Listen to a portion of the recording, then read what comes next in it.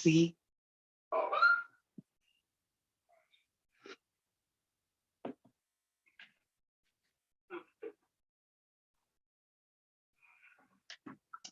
Welcome to another episode of hashtag I'm Just Saying. I'm yours truly, MemeMichelle. Thank you guys so much for tuning in. I want you to get involved. I want you to ask questions. I want you to leave your comments because today I have my little big brother with me. But before I get started, I want to say this.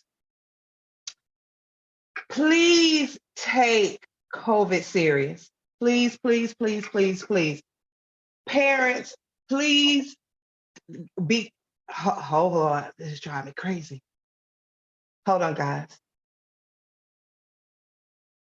Oh, Lord. God. So it's a delay in the films. Hold on, y'all. I can hear. Okay, can you hear me, Corey? I hear you. Okay, so, oh, but you're still on my phone.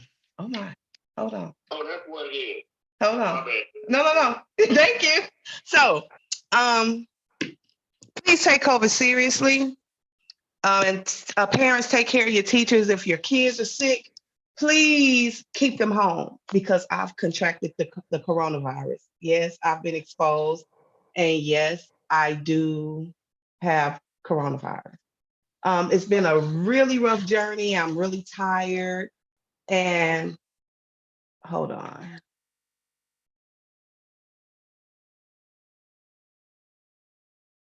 Can you hear me, Corey? Oh my God. I'm trying to get the sound. Okay. Oh my God. Hold on, guys. Hold on. I'm so sorry. Okay, I think we're good now. I think we're good.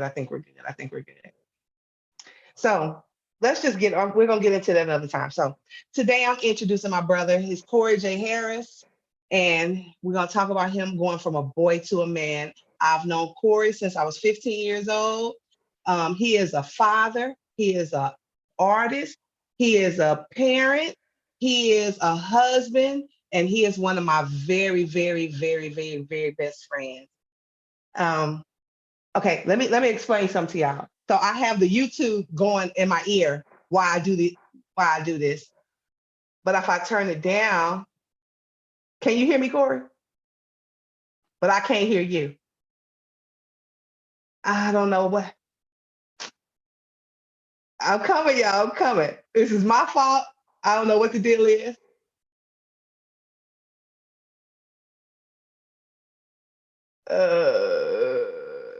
I can't hear Corey. Hold on. La di da da do do do. Because I want to get into these questions. Can you hear me? Oh, hold on. Bingo, Shazam. Okay, can you hear me, Corey? Yeah, I was muted, baby. That's what it was. I was muted. Got it. I'm good. I'm cooking with gas now. This won't happen next week. Woo! Okay. All right. So welcome to another episode of hashtag I'm Just Saying. I'm yours truly, MemeMichelle. I'm already over here sweating because I got the COVID-19. And I'm trying not to look like I feel. But Corey, first let me say I'm so very proud of you. And I know your journey. I know the things that you've gone through. And I think it's time for us to share that with other people because there's some other young man or young woman who needs to hear your story. So we're going to go from everything from childhood. You see how my arm disappeared? From childhood to the music. Okay. So Corey, tell us about your childhood. I'm the youngest of 5. The baby. I have older siblings.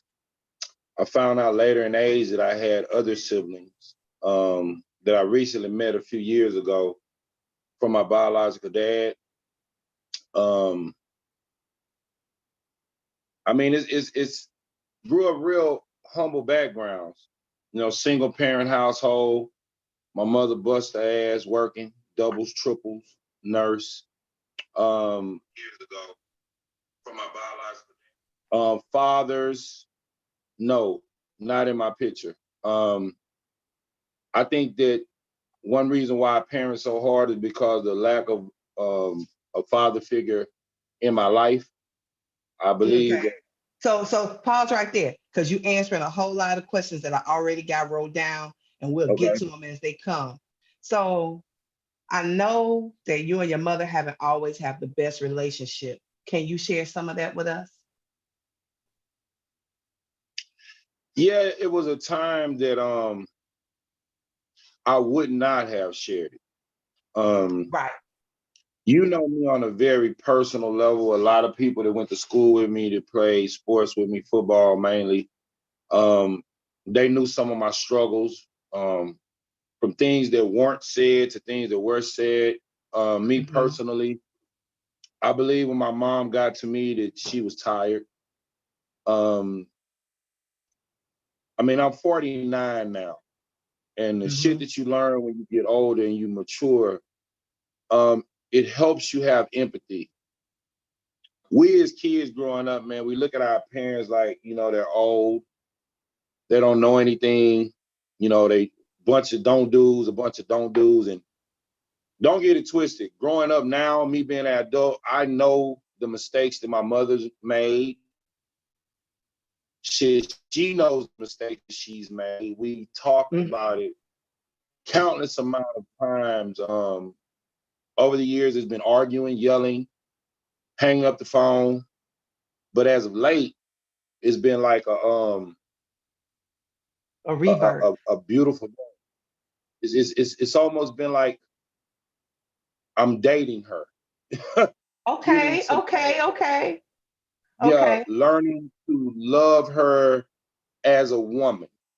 One of the Okay. biggest things that I realized, Mimi, was I remember my brother. His name is Quince.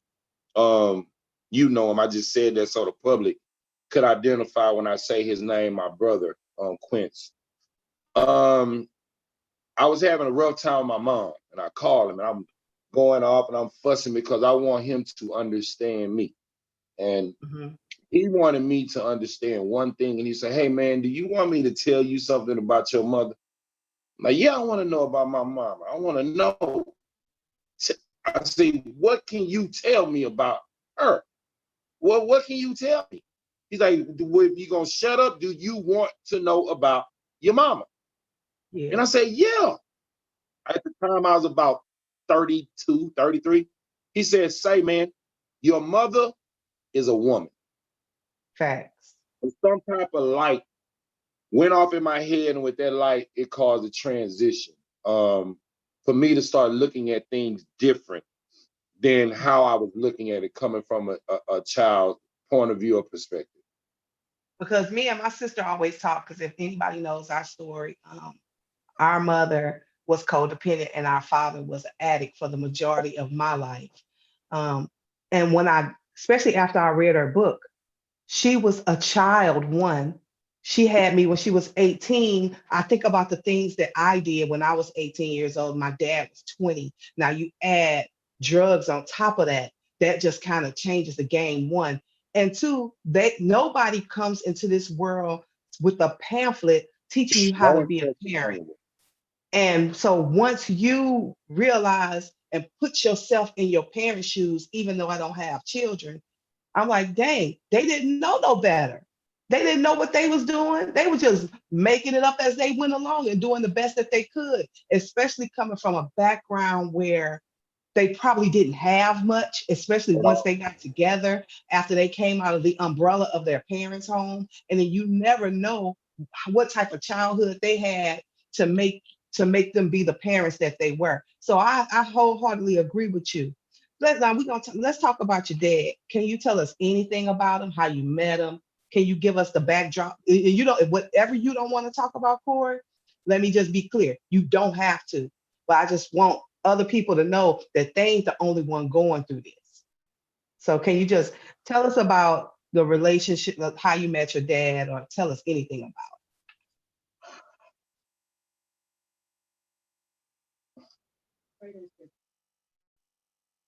about Um,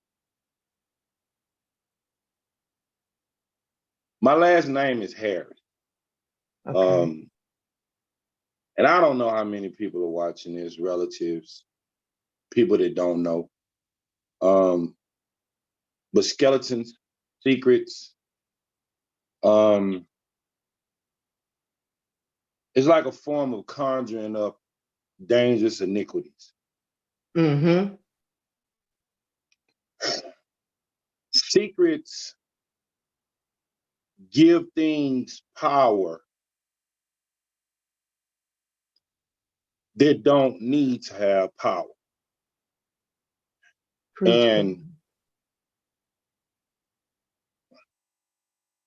in order to be released, sometimes you have to, tell those ugly truths. And my ugly truth is that I found out at the age of 15 that my father wasn't my father. Mm. I found out at the age of 15 that a minister was my father. Okay. My mother went to counseling, and love was love. She fell in love. She fell in love. I'm older now, and the truth, like Songs of Solomon. I mean, the truth can be painful if you allow it to be, or you can make it beautiful. My mother, 23 years old, 4 children, someone handsome and charming and well educated. And a man of Swept off God. Don't leave that out. Yeah, for sure. Because those figures are powerful. Very, very powerful in his community. He was a head pastor. His name was Clarence J. Bro, from the Grove, Orange, Beaumont, Port Arthur area, and I'm the youngest one of his children. I have several siblings. That, like I said, I recently had the privilege of meeting. But back to my mom. From there, my mother went to get a GED, a college degree, and she raised me. She didn't have to keep me. She didn't have to wear the scarlet letter. I'm pretty sure, Mimi, it was pretty hard looking at me every day, loving someone That you that you couldn't couldn't have. be with because they had someone else. When I was younger,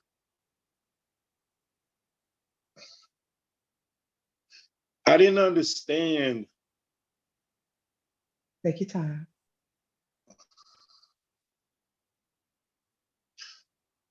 I didn't understand the way love can affect the person's thinking. Because, I was a whoremonger with a double H. And my sense of love was, who can I get in the bed and take care of my business, because I had a misguided trust of women. But I can only imagine what she felt. To this day,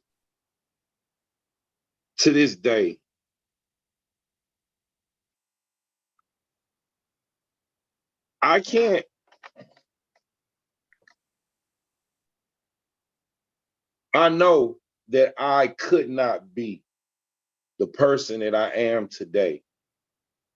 The parent, the grandparent, the friend, the brother, the husband. Come through.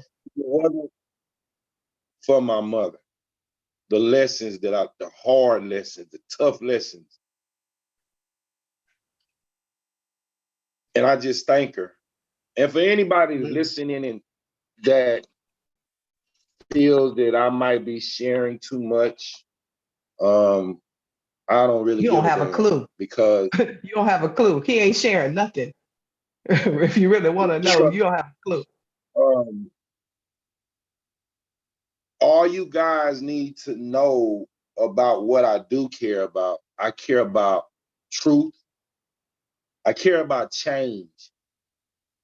I care about when people paint a picture of you that you're able to whitewash the canvas and let them know that what they thought of you wasn't true. Amen. And for my family members that don't know me, that believe lies, that have believed lies, that would love to know me, I'm right here. Um, I'm right here. Um, I think, and I know you have more questions, and we're going to elaborate more, but on this childhood thing, let me say this. If a woman with children never allows a man to come in and exercise what being a man is, exercise what being a man is to a young man, to a young lady, it's a chance that they could end up going down the road that I went. And I know that we're going to We're gonna elaborate talk on that. about that. Oh, Okay. absolutely. Absolutely. So let me put the hammer on the nail and say I had a pretty rough one. Sometimes you wonder if you're loved growing up. Most kids wonder, you know, and I toiled with it. Am I loved? Does my family love me? Does my mother love me? Who loves me? Who is my dad? What my purpose? People sometimes don't know how to love you the way you need to be loved. And we're talking about parents. Because We're they talking don't, about, they feel the same void you yes, feel. It's just a trickle down yes, syndrome. And what the I'm trickle proud down of syndrome. Yes. is that you learned how to change that. You broke the curse. You broke that. Yeah. I know you broke that by the happy birthday tribute your kids made for you that had me crying. Mm, I started to go and share that on the show today. And you answered one of my next questions. How did that relationship shape you as the parent that you are today? But you've already answered that. So we're going to go to the next one. And it said, I know you just celebrated a birthday this past Friday. So happy birthday, player. There have been times that you thought you wouldn't make it to 21. Talk about that. whew. Okay, as y'all know, coming out of high school, I was one of the top prospects in the state of Texas at football. Um, I was considered a physical specimen, under 13% body fat, 270 pounds, run like the wind, strong as an ox, but I wasn't strong upstairs. Okay. According to what society says, what smart is, what intelligence is, what you need to make it in this world. Um, I was unwilling to do those things to get those grades. Therefore, my college career was lived pretty short. Okay. When I dropped out of high school, which y'all wondering how the hell I got to college. Well, I dropped out of high school because my core curriculum was extremely low. The school that I attended, Elsick High School, never told me my GPA. They never explained to me what you needed to get done in the journey that I was taking. Okay. Years later, me and my wife went up to Elsie to get my transcripts so I could attend, get some college courses up under me, so forth and so on. A journey that I still take, you know, very seriously. Because I do want them letters in front of my name one day. Yeah. Bam. So we go up to Elsie and I need my transcript. And the lady gets my transcript. She opens my transcript up, and she looks at me and she starts crying. Mm, mm. And I'm looking like, what? And Yolanda's looking like, what's going on, right? And the lady said, baby, where were your parents? I'm like, what do you mean? Mm. She said, why were you taking English 2 and you didn't pass English 1? Why were you taking algebra 2 and you never passed algebra 1? That's algebra 1.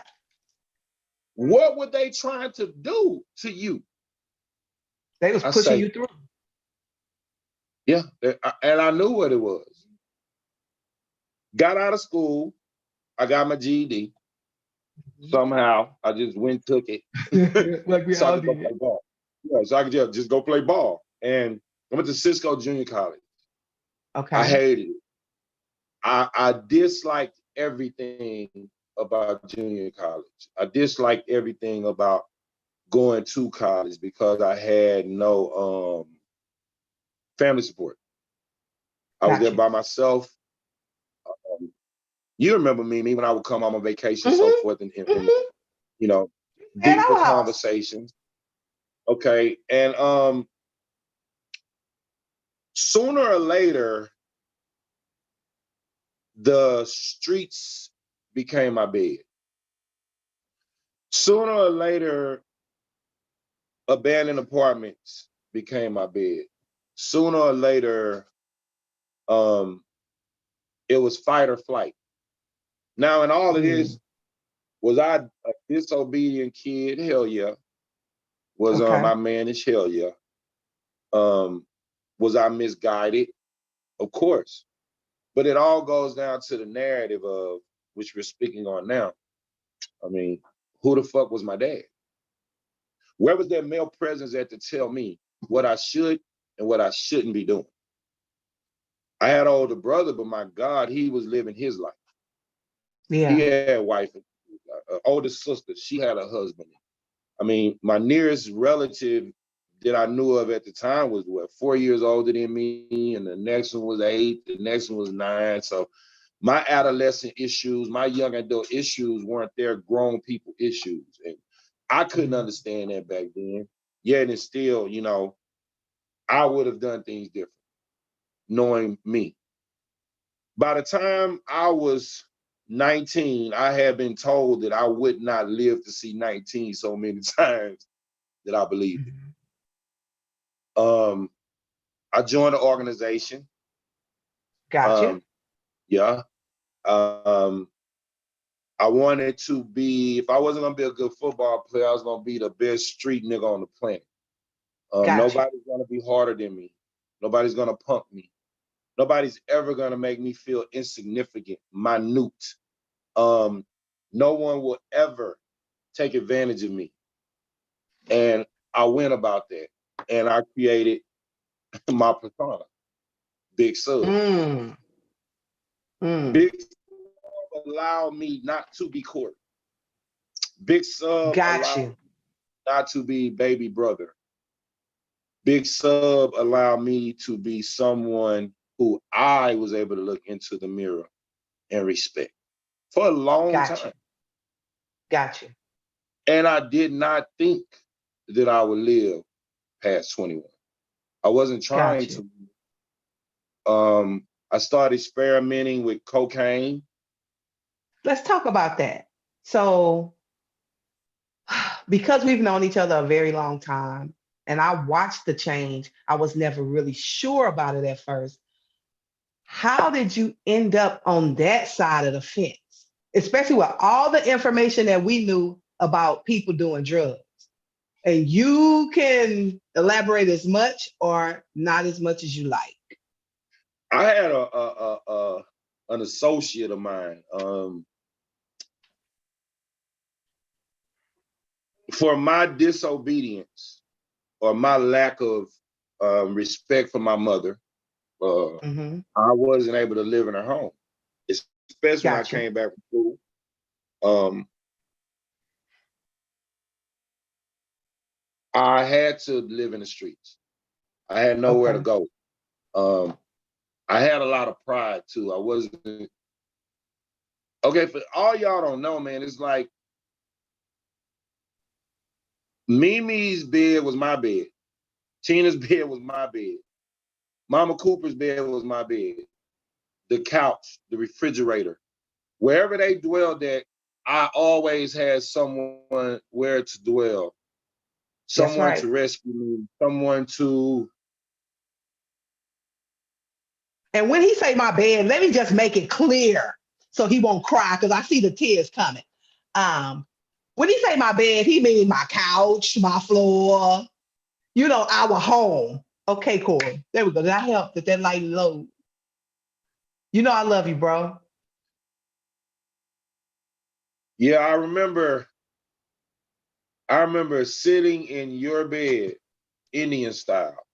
Me, you, Miko, um, talking about me getting ready to go to school because y'all don't even know that when I left from college, for college, I left from Mama Cooper's house. Yeah. I didn't leave from home. I was homeless. I had it right there, right there.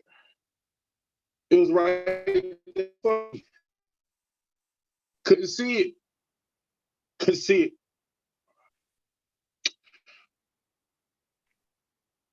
Couldn't see it. That's why I hated school. Mm, Support is everything, man. And don't get it yeah. twisted. I'm not one of those parents that I'm not a my child is right. No, my child always wrong in my eyesight. I'm not one of those. But what I am, I'm very attentive.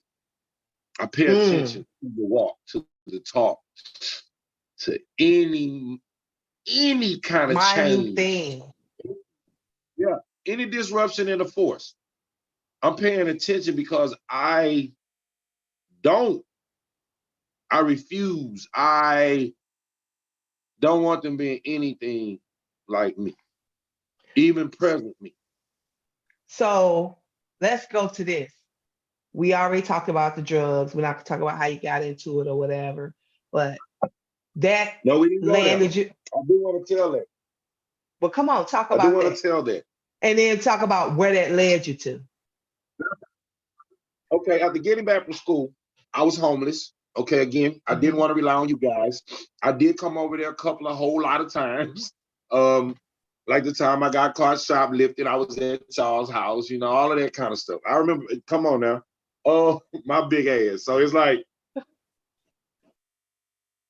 I started selling drugs for somebody. And this person ended up being very special to me, a big brother. Uh, really took me out of the streets. His name was Mhm. Reebok, I remember Reebok. Marcus Martin. He passed away last year. Um, he gave me the rules to the game, what to do, what not to do, how to survive, so forth and so on. Because hey, I was a little lame, I was a little square, but he helped me out. He never knew. He gave me a group of guys that man, don't fool with him. They ain't Hmm. right. I wasn't listening to him, so I went to fool with the dudes. Um, Me and him had some issues. He disappeared because he would make runs. And I ended up needing someone to live. So I ended up staying with this guy. And his mother one day asked me for some drugs. So I sold her some drugs. She said, whatever you do, don't tell my son. I said, I ain't. I sold her drugs. So she sat at the table and she started chopping up the crack.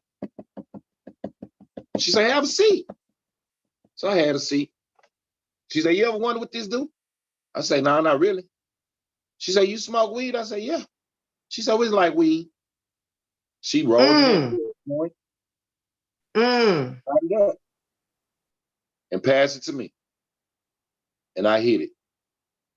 And that shit, She set you up. you can see it in my eyes. the ride that it took me on was like 20 years strong. You dig? Damn. That ride, Damn. chasing that high, lasted till I was well in my early 30s. From the age of 19 to the Damn. early 30s. My face got numb, my throat got numb. I never felt nothing like that in my life. And I didn't even revisit it, Mimi, for years later. But I didn't understand how addiction was. I didn't understand that even though I smoked it and I wasn't smoking it anymore, I was still selling it. It was still And you was entering my thinking about it. pores. It was still when I handled it, when I cooked it, when I smelled it, it was still triggering pheromones That euphoria. and dopamine that were unlocking and sending off signals that the physical me wasn't able to comprehend what the mental was doing to my body. So when I Gotcha. revisited it years later, it wasn't no going back. I remember your mom said she had heard rumors. Really, it was Tina. And Tina called me. She said she needed to talk to me. And I said, what's up, man? And she said, I heard that you were doing drugs. I need you to be honest with me. And I say, Tina, who told you some shit like that, man? Ain't nobody doing that, man. You tripping, man. I ain't no guy. And I ain't no crackhead, right? And she's like, that's not what I'm saying, Corey. You can tell me I love you, my sister, blah, blah, blah. I say, nah, I ain't doing that. You tripping. Shit, about this time, what I'm about 23, 24, 25, somewhere up in there. Right. And Mom called me. She said, I need to see you. And Yep. you know how Ma is, Corey. Cause I told her, I said, Mama, he is small. I said, Mama, he is Yeah, small. yeah, yeah. I had got down to like maybe from 270 to like 240. And for a big person like me, that's small. And she called me and I came to see her. And she sat me down and she said, Corey, I want to know the truth. What are you doing? I said, Mom, I'm not doing anything. She said, Corey, you're lying to me. Mm-hmm.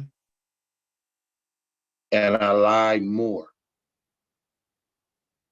I lied so good that she knew I was lying. Mimi, what changed for me was going to prison. That was my next Maybe question. people don't, yeah. Maybe That people was my don't next know that question. I've been to prison. Yeah, because you spent a little time locked up. Talk about that. When I caught my first major case, I got popped with a 1/4 kilo of cocaine. It was a manufacturing delivery, and I kind of like did the plug out of the middleman.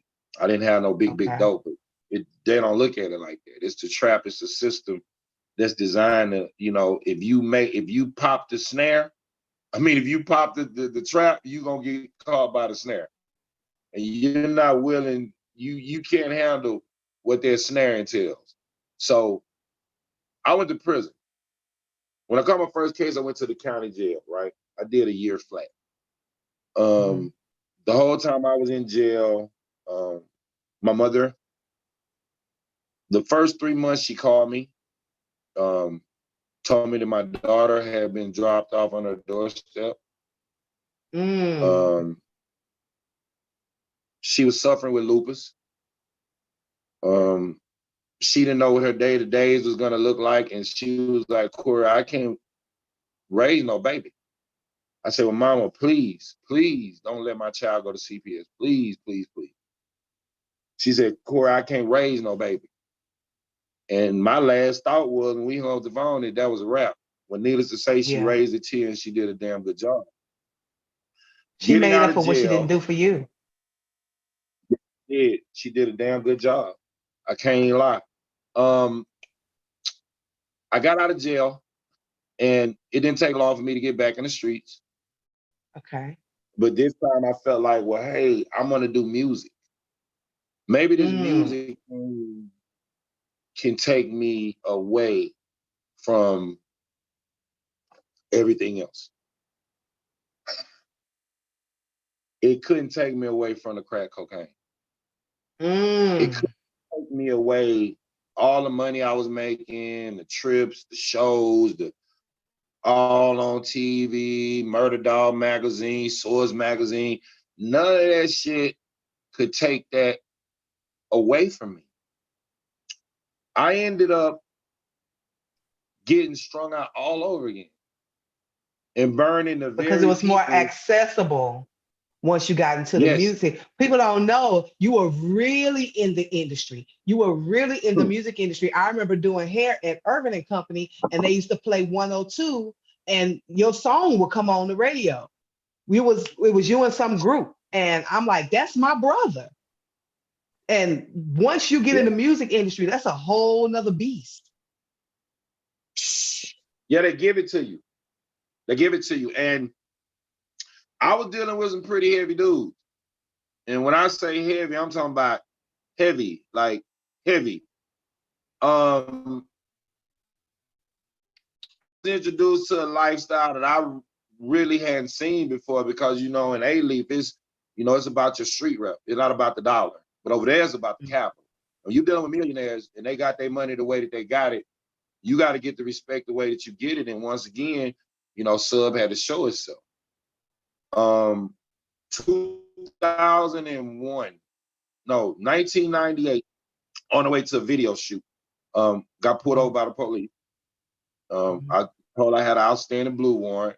I had a serious felony. It went from these are conversations, the pistols getting drawn when they pulled my name up. Okay. Oh yeah. I did 3 years flat. But in that 3 years, I was introduced to a program called SAFE, and it's a drug rehabilitation program. And what happens is more than anything, you realize in these programs, yeah, you're addicted to drugs, but what you're addicted to more than anything is stinking thinking. You're addicted to your way of thought, the way that you process stuff, the way that you handle difficult situations is what you're addicted Yeah. to. How the old saying is the glass half full or half empty. What's your reality? Kathy Hughes. Okay. Being in that place, believe it or not, Mimi, you leave prison and you go to all the unit. It's not like violence and all of that kind of stuff. When I got to that unit, I told them people, send me back to TBT. I don't want to do this shit. Yeah. I don't want to do this. I'm not a drug addict. Send me back to prison where they shanking folks and I need to go back there. Little did I know, yes, little did I know that being there was the best thing for me. Because you was kind of running away from the help. What? You wasn't ready in the beginning. Yeah. Running? What you mean? Girl, I was sprinting. Yeah, my toenails were busting open. I was running so hard because it was easy to blame shit on my mama. It was easy to Right. blame shit on not having a dad. It was easy blaming shit on the fact that I felt like my brother should have been more of a big brother. My sister should have been more of a big sister. It was easy to carry that burden instead of carrying the burden of, well, Of the because, choices that you made. yeah, because shit was ugly, I chose to go with ugly instead of trying to make it beautified. Instead of digging it up and planting flowers, I just allowed the turds to stay on the ground. And that's what it was. Okay? That's like the best analogy that I can give. Now, Yeah. everybody in my family is educated. Everybody. Everybody. Ain't no on my side of the family. My God. And you're no dummy yourself. You get on my nerves. Well, yeah. The thing is, when I was released, even though my mentality had changed, the way I was thinking had changed, when people looked at me, they still saw Sub. Mm-hmm. They still saw the person that they thought they knew. Because the person Yeah. that they thought they knew, they never even really knew. You and They never Tina, met y'all Corey. knew. They never met Corey. Y'all got to see Corey in his innocence, in his weakest moments. And then when Corey came back, now when the streets got a hold to me, ain't no more weak. Ain't no more, I got this. Tina, what the fuck you talking about? Ain't nothing wrong with me. I used to go talk to Tina and cry and, oh, brother, all that stuff. But it got to the point that now we don't need now. What you mean? I'll come over there and do something to that nigga for you, but I'm good. You see? Yeah. Because now the crying Corey is back. Praise God. Yeah, I'm He back. will cry That at the dude drop ain't of a dime. He's back. Corey is back. So let me ask you this, Corey. If you had the opportunity for Corey, the man, to go talk to Corey, the boy, what would you tell him?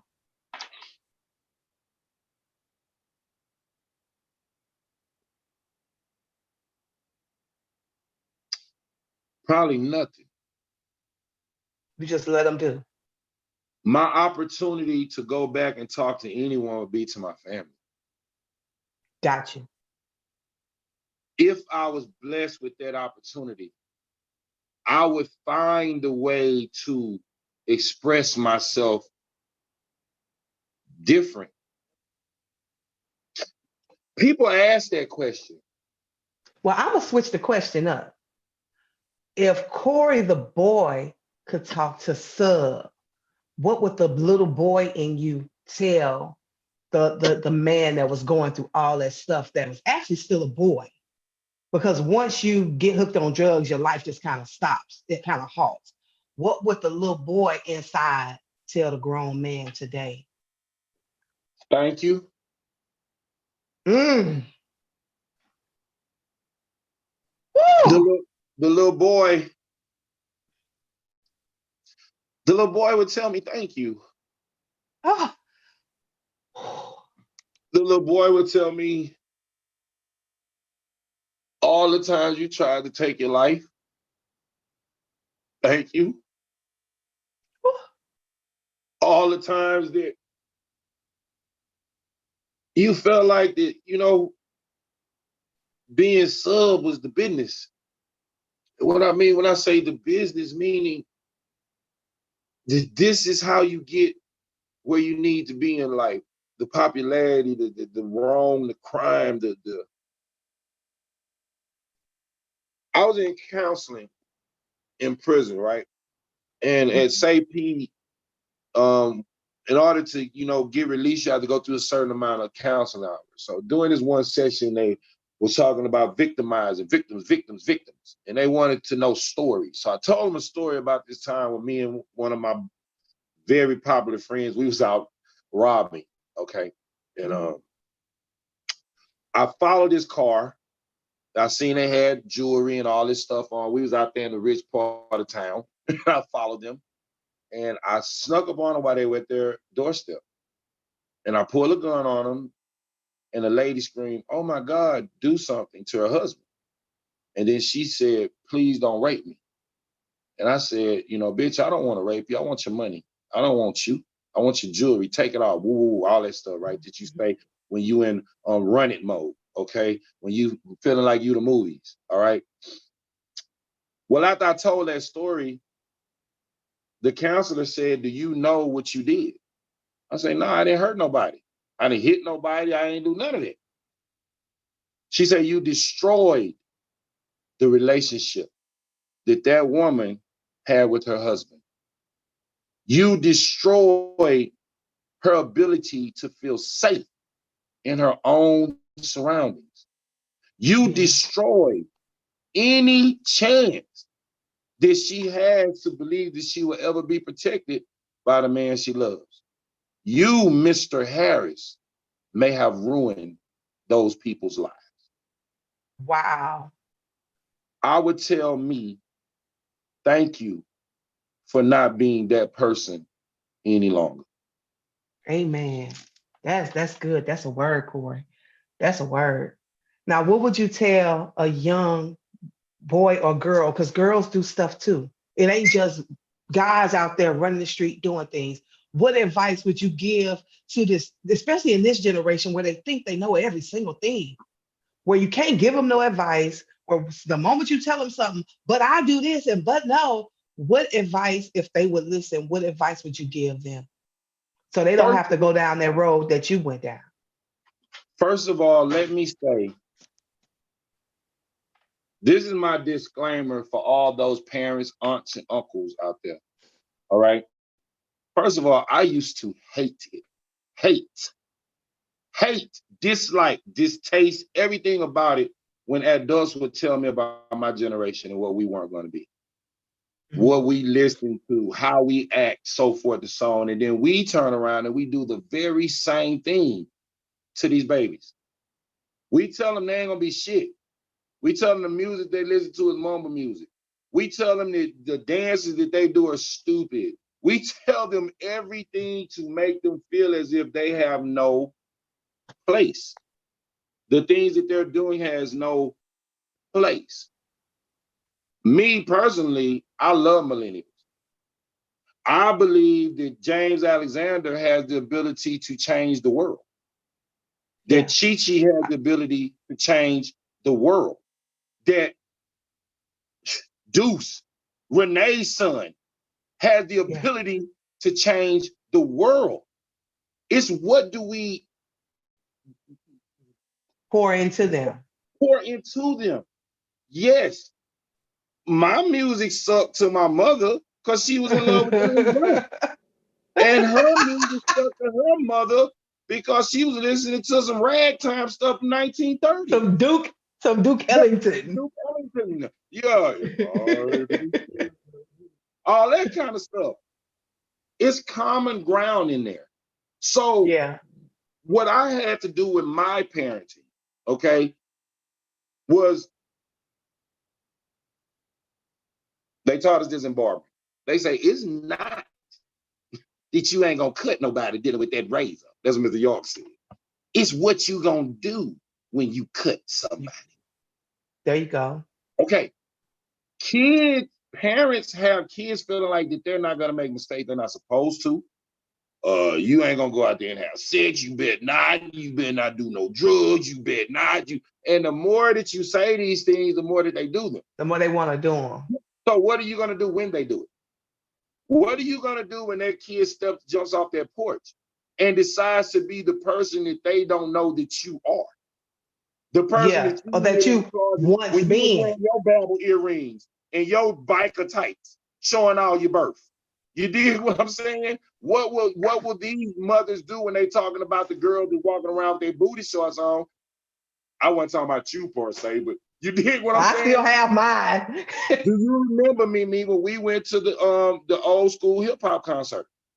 Right. Okay, and you seen all them old hoes out there. You seen all the deaconess and the deaconesses. You seen them reliving their childhood. So then they go and they give that same trash to those kids and act like what they're doing is so wrong. Now, let me get back to what I would tell the girls, because what I told my daughter was the most important thing. Niggas ain't shit. And when I said that, I meant that. You can take the nigga, black boy, men, whatever you want to throw in there. Nothing. Because what we want is all based on lies. Yeah. It's just period. Yep. Relationships in high school are unnecessary. They don't serve a purpose. I deal in truth in our lives. I tell my daughter, if somebody wants to hold your hand, it costs. It should be, every dude should be wondering, ooh, what Chi-Chi underwear look like? What a Tia underwear look like? What creature closet look like? I bet she got a nice comfort on her bed. You shouldn't know these things. And I told my daughters, if it ever becomes a time where you feel like you want to have romance and the dude knock your socks off, he touch every part of the house that you make you scream like a banshee and do things that you never had done before. When it's done, you say, I'll see you later, or take me home. What I do is give them real life things in a real life world. Learn how to get your purpose, and that's the way to get your purpose, because you want a man thinking because he feel like he done the damn thing. And you say, take me home. They always tell me don't be the I word was don't be locker room talk. Come on. And see. Don't be locker room talk. doesn't work to a girl that don't mind being locker room talk. Yeah. What Well, what I matters tell the to little a girls person, is, usually by the time they get to where we're talking about it's too late. finances, it's too late. Being in the salon business, you hear a lot of stories, okay? And you hear stories. Yes, you hear the parties. You hear the stories that these little girls won't tell. They'll tell their stylists. They'll tell you, Mimi. Yeah, because I tell them, I say, don't let every car park in your garage because you think you're getting a Bentley and you're gonna end up with a Pinto. That's what I tell them. I say, don't let them park their car in your garage. I tell them when they go to college, now let me tell you something. Yeah. Go ahead. Because this is the thing. The same thing that I tell the girls, I tell the boys. Snoop Dogg, bitches ain't shit. Nothing. Because you're gonna see in life is based on what you have, and I don't give a damn who ain't a gold digger. No woman wants to be with anybody that's not providing anything. I wouldn't give a damn if it's laughter. If it's she wants something. Yes. So don't get caught up if she don't want nothing. Everybody wants something. You got to figure out where somebody said agreed. Relationships in high school and college are unnecessary. Facts. They're very unnecessary because it adds stress on. It destroys your inability to get your work. You're more focused on what him or her are doing than what you need to be doing. And trust me, we got up-teen children. Okay? We have a team. Okay? Wait. Because the people need to hear that. Say it again, Corey. How many kids y'all got? Piece. And I know that they ain't no bucket of chicken. And I really do want to talk about how I met my wife. I really do. We'll do a part 2 segment. We'll do a part 2. We'll do a part 2 because when they say they have a 10-piece, baby, it's like, and wait, just let me be clear. All of them went to school. They have one child left at home. And that's why I say I'm proud of you. I mean, they weren't perfect kids, but we got one in U of H right now, rocking ball. You got a professional rugby player. Yes, that's a whole nother. Yeah. The thing, and this is why we're on the kids. It's like this, Mimi. Kids just want to be directed. Yep. I don't say love because a pervert have them feeling like they love. Okay. They want direction. They want direction. They want to have. And they want discipline. They want discipline. They want discipline. They want purpose. And if you give them direction and purpose, discipline comes with it. Okay, Chichi, how you gonna win state? And you eat 14 chocolate chip cookies. Discipline comes with it. Okay, Dot, how you want to do this and you know you need to go run the wind sprints? Discipline comes with it.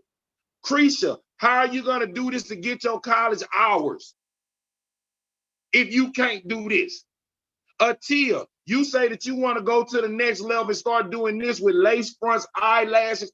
How are you going to do these things without discipline? Take it from someone who had no discipline. No discipline, no direction, no construction. All you had was bam, bam, bam, bam, bam. Yep. Yeah. I'm gonna. Check this out. And it's because we gonna go ahead. Because then we're gonna switch lanes. We're gonna talk about the music. When we have an opportunity to hear what these children have to say, because they live in a world that we don't live in. And we get caught up thinking that they still doing the shit that we did. And yeah, I know what Ecclesiastes say, the more things they change, the more they stay the same. I get it. It's a time for this. It's a time for that. I get it. But you do hear it's changes. And yeah, you're born, you die, you eat, you sleep. Some shit ain't gonna never change. But the way that these predators are getting after our kids, yeah, they're predators, but they're doing it different. The way kids are doing drugs, yeah, they're drugs, but they're doing it different. Different. If you get caught up in your path thinking that you know it all, that you don't need to listen to the music that they listen to. Hell, we are the hip hop generation. If you feel like that you don't need to try to learn the lingo that they are learning, y'all are going to be quite disappointed in what the product that you get, especially when some of them get to college. Like Mimi said, we've been there. Okay, they get to college and then they start sowing the oats. Yep. I said, don't put your drink down. If you put Yeah, your drink down, don't let a boy give you a talk to drink. them, If you gonna dabble talk and to talk them. and smoking marijuana, don't let nobody Come on, roll talk to nothing for you. You them. have to Tell have them. your own. I said because you'll find yourself at the top of the Papados naked, not knowing what the hell then went on with you, Come on, not or knowing in the nothing. or look like you had a train ran on you. You got to be more careful. You have to be more So careful. so look, Corey, they call you Big Sub, the oldest Older rookie. rookie. Break that down for us. Well, coming up as a teenager, I was around a bunch of people that were very influential when it came to wanting to do music. Um, on the male side, it had to be Dennis Gaston. Yeah, Jeez, man, that dude there, man. I he's still cold. remember his lyrics. His aura, all of that shit was just so fly. Okay. Well, I made Then, him great though, because I oh, would out rap him oh, sometimes. oh, oh, that's what it was. You could have waited though. You could have waited. You could have just waited just a little bit, right? Just a second. On the female side, it had to be you. And how hard you were about the craft and the practices, and Tina crying because she didn't want to do this shit. And the dance routine between Tara and Miko and Neffy and Dave and Ronnie and it just was so much music back then, and all of us wanted to do it. I was kind of like a closet artist. I Gotcha. wanted to do it, but I didn't want to get laughed at. I didn't want to get Gotcha. made fun of when I did try to rap, and y'all made fun of me. You trying to sound like Chuck D. Da, da, da, da, da. Um, it, it kind of, it didn't discourage me. It just made me Right. want to do my own thing. It make you be Well, great. yes. Well, what happened? I messed around and got involved with Trinity Garden Cartel. Tell. And at the time, Trinity Garden Cartel was one of the hottest groups in the Houston area. I mean, these boys was doing it. Darryl Williams and James Foster, they were really doing it. They were really, hood millionaires. They were really putting their money where their mouth is when it came to production. They had already released the Trinity Cartel's Get On My Hood. Slaughter was in there, Big Herb, so forth and so on. And 380, Karma Roof, they invited me into the situation. Well, I started doing music and I fucked around. It was good, Mimi. It was like, they said I had a Yeah. voice. I was doing shows and I'm all on the radio station and I'm going into the clubs and people are yelling my name and shit. I was like, fuck some football. This is it right here. And that's a I drug can within make the money. itself because it gives you like a God-like presence. It's The like first when time I people got start shouting groupalized, your name. the first time I got groupalized? Yeah. Mad Hatter at the time, it was 98, I believe, .5, wherever he was working for at the time. He's had a birthday bash at Club Northside. Everybody who remember Club Northside, that was the biggest one in Houston. He wanted me to perform my Yeah. song Big Field. He wanted me to come do Gulf Coast. I ain't never performed in front of that many people. Like, it was a couple of thousand in that joint. They used to pack them up in there. I met Yeah. E40 and D-Shot. They came in the backstage and said, man, you cold, bro. You got to keep on doing your thing. But like I told y'all, the crack monster, the Mm. crack monster, the crack monster destroyed the trust that D and Foster had put in me. And they didn't want to invest any more money or time in me. They was Mm. like, bro, you you a fucking crackhead, bro. What we look like fucking with you. Now I'm cold. Now my shit all on the radio station. I'm getting stupid spins. I'm all in the magazines. They like, shit, we ain't fooling with no ODBs. We ain't doing this. Yeah. And when I went to prison, remember, I went to prison.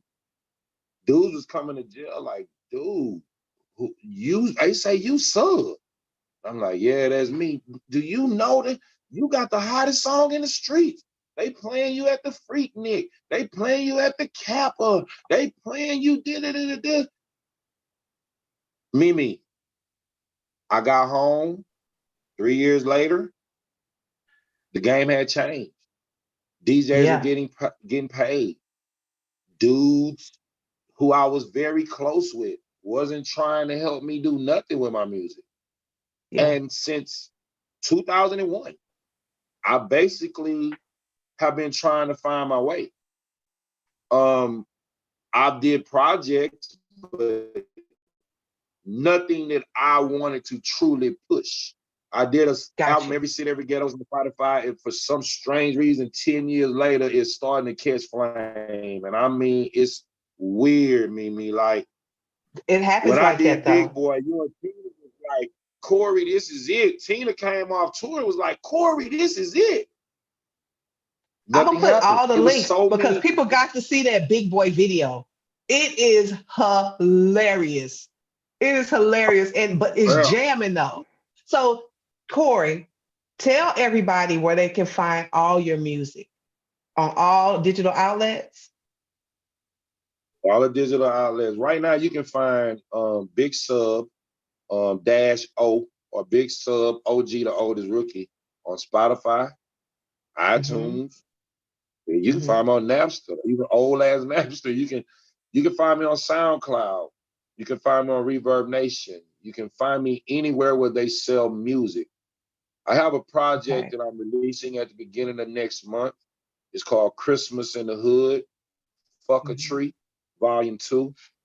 I Okay. know y'all might be crazy. What happens is we've taken the season and changed the reason.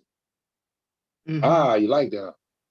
And what happens is that Christmas has become so commercialized that we're not able to fully get the meaning of Of Christmas. the Christmas. Now, Yep. you know that I've studied and studied and studied and studied and studied and so much falsehood, paganism, all of these things. But what you cannot negate about Christmas is the love, the joy, the sense of belonging, And the the togetherness of gathering, family. the Yep. togetherness of family. Those are the things that you can't deny. So when I say fuck a tree, I'm talking about the popularization of Christmas, Got you. the marketing of it, that part, not the The hustle of the Christmas. hustle of it. Like, come on, man, Yeah. fuck all. Let's just get together and chill. Let's remember what this season is about. Those that couldn't make Yeah. it, those that did, those that just wish that they had a gift, those that it's just so many things that we take for granted. And you're dealing with a person that has taken so much for granted in life that I refuse Mm-hmm. to take anything else for granted. So Amen. at the first of the year, I'll be dropping Big Sub, the Oldest Rookie, The Freeze. I have a beautiful young lady feature on this album. Did my singing for me. Her name is MemeMichelle. I don't know how he For always y'all that don't pulled me out know, of retirement, Lord. this is the thing. If I have to be out of retirement, she has to too. And see, my thing is for all y'all good church without walls people, right? My sister has a gift, and it's been there. And Thank you, Corey. I got a firm belief that she needs to be doing something with that beautiful voice of hers. Um, she can make a whole lot of money donated to the Lord. My thing is, we are not supposed to bury our talents, Mimi. And we're talking about music. For so long, I buried my tokens, my talents, the gifts that God has given me to prosper, because your gifts will make room. Room Um, for you. yeah, I haven't did the things that I know. And for those people, well, he ain't rapping about the Lord. Well, look, I'm not here to sing to the That you choir, can still change somebody's life because I without. might be talking, yeah, I might be talking about strippers and booties and whatever, and slip something in there, and it might change somebody's life, because You I sure came up right. through that stuff. I Yeah. Yes, I came up through those things, and I was able to change because I wanted to. Yeah. I had to. I had to. And I can't say, a lot of people think that meeting my wife was my change. No, Mm. that wasn't my change. My change was a stipulation of being with her. Okay? Mm. What you mean? It was things that she prayed about when her and I were just friends, that she knew that I was doing, that I didn't know that she was grooming me. Okay? For those women out there that think they know a man because of what he possesses and what he doesn't possess, y'all might need to reevaluate y'all values. If y'all thinking that you can't find a good man because he got kids, or a man not gonna want you because you got kids, you might need to reevaluate your thinking, because it's some good men out here that have been through things. It's some good men out here that have checkered past it because they've done so much bad that they want to do right, that they want to change and change for someone. But if we don't give them that purpose, they never will. I was given purpose when I came home. I was given purpose. And my purpose became being a father, being a grandparent, being a husband, man. Like it was it nothing tops that shit. Like, Mm. I What a way tell to my close. grandchildren, hey, y'all not gonna let me go to old folks home on you. And my grandbabies look at me in my eyes, all of them that can talk. All right. No Never. people. No people, never. Some people don't have that. Some people Yeah. would have ran away from a woman with children, and they don't have that. They don't have what I have. And I would love for people to know me more. I would love for people to know me like you know me, like Tina know me, but everyone can't have that blessing, Mimi. And I said that. Amen. Well, they know you now. Everyone, everyone can't have the opportunity that has been given to you guys, because y'all been Yeah. in the gym with me. Y'all, Mimi, do you know change started when you came to me? You said, Corey, you can't live with me any longer. Mm. When you said, Corey, I love you, and it's time for you to grow. You said you've been here with us every step of the way. Every time something goes bad, Corey, we here to catch you. And we can't catch you no more. We can't. And I knew that shit was hard, Mimi. You knew I was sleeping in my car. Man, did I grow.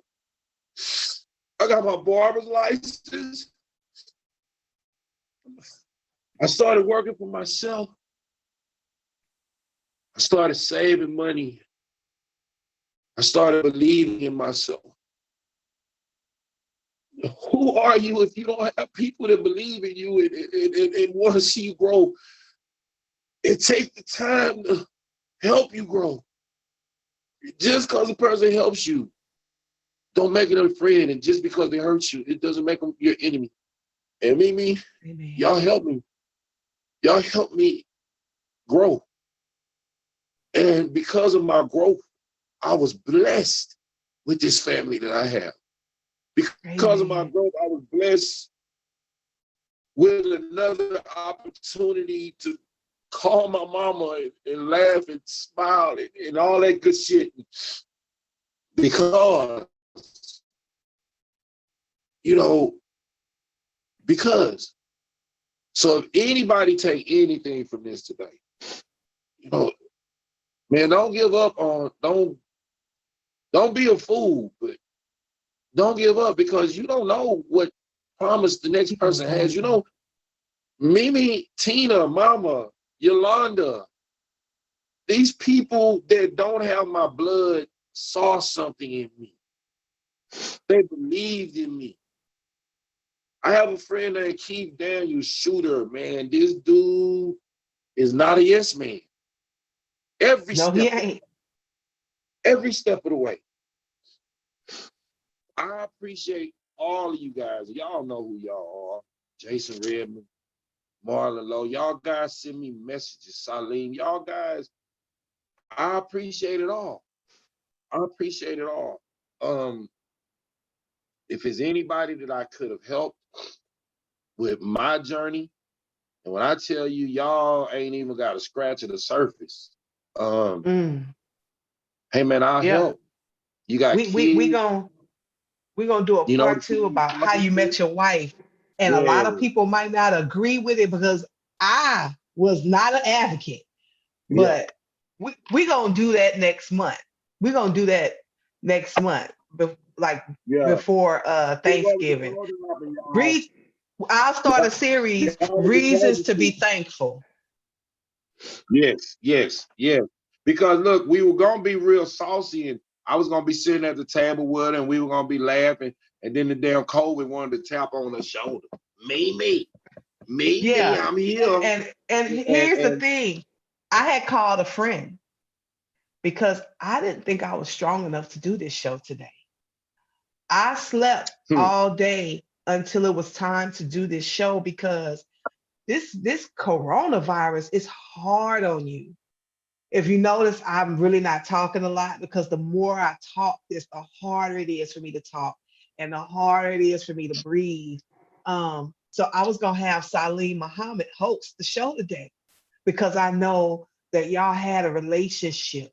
But I thank God he yeah, didn't call in because I really feel blessed to have had this opportunity to share your story with people. A lot of people, and it's like you don't have to be this huge celebrity to touch somebody.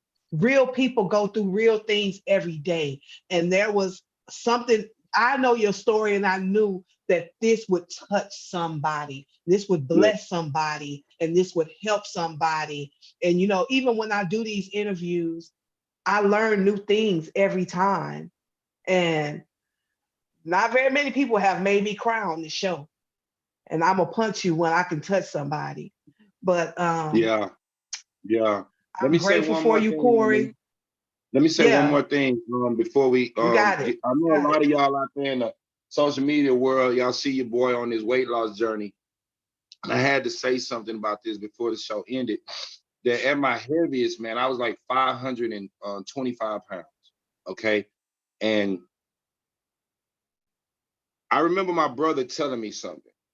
He said, Corey, how many 40-year-olds do you know? No, he said 50-year-olds do you know over 400 pounds? Mm, And I thought about it. I say, shit, not many, none. He said, exactly.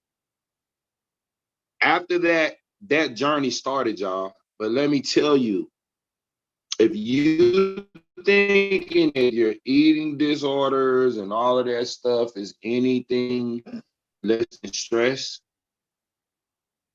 less than being depressed, less than dealing with your issues the wrong way, then you're sadly mistaken because food is a major addiction. And when yeah, I left crack alone, I picked up food, yeah. and food became my new addiction. Um, I leave that with you guys because I'm an overcomer. Okay, I'm not gonna Mm, let nothing beat me. Nothing, especially on this planet that the good Lord created. No, not at all. It's made. No, I'm an overcomer, and I'm plan on being, when it's said and done and the book is written on Corey Harris, Jay Harris, that I am an overachiever. All right now. Jason Redmond told me, Corey, no disrespect. He said, but watching you grow up, I'd have never thought that you'd be where you're at. He said, I'm so proud of you. He said, Corey, the things that you say, Corey, I know you. I remember. Anybody feeling, man, if they can't overcome whatever it is, weight, drugs, alcohol, bum relationships, bad husbands, bad wives, man, look, don't let We that all be had your a bad drug. marriage. Yeah, don't let that be your drug. Don't let that be your handicap. Don't let that be your crutch. Don't let that be your reason to keep on walking down that road that you're walking down, because you're lying to yourself. Let's get real with ourselves. Let's start doing real things with one another, the people that we love, and we can have real results with one another in this community, man. So, Amen. I love you, Mimi. I I appreciate love you you for back, having me. bro. I know, Thank you for coming on my platform. I need y'all to subscribe to my channel, ring the bell for notifications. We do this every Sunday at 5 o'clock. Now, next week, I think we're going to have to light it up. I'm going to do a little comedy or something. I don't know. Because, I've been having some real serious shows, and preferably I will feel better by that time. Yes. I might even bring a little, since we had music, I want to do something. I'm going to talk to you about that once we get off. Once I stopped the stream, because I really want to do something that's fire. And the verses kind of took my idea. But once we log off, I'll tell you about it, because I may need to have you back. But you guys, thank you so much for tuning in. Thank you for sharing your comments. And tell a friend that hashtag I'm Just Saying is coming through. It's a new year. I'm going on my 3rd year of hashtag I'm Just Saying with MemeMichelle. If you have any topics you want us to talk about, hit us in the, you could email me, msmee39@gmail.com. And let's talk. Let's talk about it. And there's another show that's going to be popping up real soon. It's called All Around with Bubbling Brown. That one's going to be good too. So get ready for that. But Corey, I love you. Your music is amazing. Your family is amazing. I'm proud of you. I'm proud of your kids. I'm proud of Dad. I'm just proud of you all around the board. So don't you go nowhere. Tune in next week at 5 o'clock, and remember to laugh, remember to love, remember to be the light, and always bear good fruit. This is hashtag